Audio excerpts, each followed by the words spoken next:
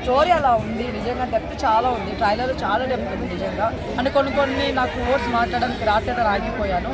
చాలా బాగుంది ట్రైలర్, అయితే చాలా బాగుంది. ప్లీజ్ ప్రతి ఒక్కరు కూడా థియేటర్కి వెళ్ళి వాచ్ చేయండి. 25th డిసెంబర్ వస్తుంది, ఓకేనా? మూవీ అయితే ఛాంపియన్ అనమాట.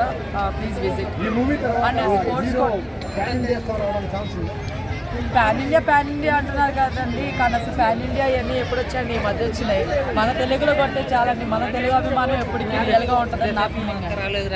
రోషన్ తేజ్ నుంచి కూడా మా నాన్నగారు రానన్నారు, కానీ వచ్చారు, నన్నే మాట్లాడమన్నారు. వచ్చినందుకు ఒక సెంటిమెంట్ అది ఎలా జరిగిందంటే, లైక్ శ్రీకాంత్ గారు నేను రానురా, నా వల్ల నీకు సింపతి ఇచ్చినట్టు ఉంటుంది అని చెప్పేసి ఆయన అన్నారంటే, తను వచ్చేసి పర్లే డాడీ మీరు రండి ఎవరు అన్నారన్నమాట. అది చాలా మంచిగా అనిపించింది ఆ మాట నాకైతే. ఎందుకంటే సింపతి వల్ల వస్తుందనో లేకపోతే బయట నలుగురు ఏదో అనుకుంటారని చెప్పేసి, వాళ్ళ డాడీ కదా ఆయన ముందర ఉంటే ఈయనకి గర్వంగా ఉంటుంది కదా, అర్థమవుతుంది. అంటే మా డాడీ వల్లే నేను ఈ స్టేజ్ మీద ఉన్నానని చెప్పుకోవాలనుకున్నాడు. అలాంటి వాళ్ళు చాలా రేరుగా ఉంటారు. లైక్ మన రామ్ చరణ్ గారు లాగా. చిరంజీవి గారి గురించి మీకు ఎలా చెప్తాను మీకు తెలుసు.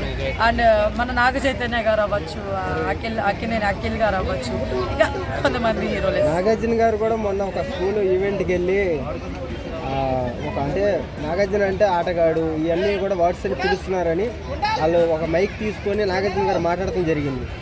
నేను అందగాడిని కాదు, అట్లే కొడుకని అలా నాన్నగారి పేరు చెప్పడం కూడా ఎలా అనిపించింది?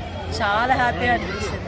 మీకు క్వశ్చన్ చెప్తానండి, ఈ రోజుల్లో ఎవరో మనలాంటి వాళ్ళు ఎవరో కొంచెం నాన్న పేర్లు అమ్మ పేర్లు చెప్పుకోవాలంటే కొంచెం ఇదిగా ఆలోచిస్తున్నారేమో, కానీ వాళ్ళు అంత స్థాయిలో ఉన్నా సరే, వాళ్ళకి అంత డబ్బులు ఉన్నా సరే, ఎంత స్టేజ్లో ఉన్నా సరే, వాళ్ళ పేరెంట్స్ ఎప్పుడు మర్చిపోవట్లేదు. వీళ్ళ వల్ల మేము వచ్చామని ఎవరు మర్చిపోవట్లేదు. అలా అల్లు అర్జున్ గారు కూడా వాళ్ళ డాడీ గురించి ఎక్కువ చెప్తుంటారు. అలానే మన నాగార్జున గారు కూడా మనం చెప్పడం జరిగింది అక్కడనే నాగేశ్వరరావు గురించి, ఆయన గురించి. అండ్ మహేష్ బాబు గారు కూడా చెప్పడం జరుగుతుంటుంది ఎప్పుడు. సో అలా గుర్తుపెట్టుకోవాలి ప్రతి ఒక్కరు కూడా. మనం ఇప్పుడు ఎక్కడున్నాం అన్నది కాదు, ఎక్కడి నుంచి వచ్చామన్నది కూడా గుర్తుండాలి. సో ప్రతి ఒక్కరికి కూడా నిజంగా ఆల్ ది బెస్ట్ అండి, ఫ్యూచర్ ఫిలిమ్స్ అందరికీ. Thank you.